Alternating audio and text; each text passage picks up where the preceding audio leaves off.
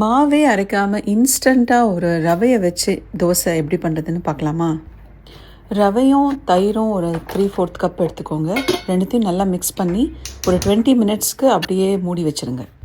ஒரு பேனில் கொஞ்சம் ஆயில் விட்டு கடுகு, உளுத்தம்பருப்பு, ஜீரகம் தாளித்து கொட்டி 2 பச்சை மிளகா, கொஞ்சம் இஞ்சி நல்லா பொடி பொடியாக நறுக்கி அதையும் போட்டு நல்லா வதக்குங்க.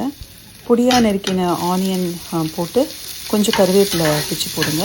நல்லா வதக்கி துளியூண்டு உப்பு போடுங்க. எனக்கு ரவைக்கு திருப்பியும் நம்ம உப்பு போடுவோம்.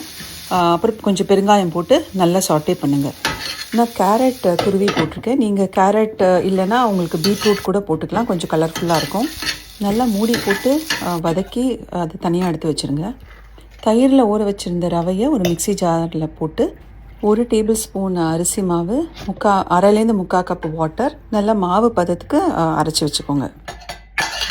இது கூட இன்னும் கொஞ்சம் உப்பு, வதக்கி வச்ச ஆனியன் கேரட் மிக்சரை போட்டு நல்லா கலக்கி விடுங்க. தோசை நல்லா ஃப்ளஃபியாக பன்னு மாதிரி வரத்துக்கு ஒரு 1/4 டீஸ்பூன் பேக்கிங் சோடா போட்டு மிக்ஸ் பண்ணியிருக்கேன். தாளித்து கொட்டுற கடாயை நான் இந்த தோசை பண்ணுறதுக்கு யூஸ் பண்ணுறேன். உங்களுக்கு அப்படி இது சரியாக வரலன்னா நீங்கள் சாதாரண இரும்பு தோசைக்கல்லில் கூட இந்த பன் தோசை பண்ணிக்கலாம். 2 சைடும் 2 நிமிஷத்துக்கு மூடி போட்டு வேக விடுங்க. அப்போ தான் உள்ளே நல்லா குக் ஆகும். பஞ்சு மாதிரி பன் தோசை ரெடியாக எடுத்து இது கூட ஃபேவரட் சட்னி வச்சு சர்வ் பண்ணுங்கள்.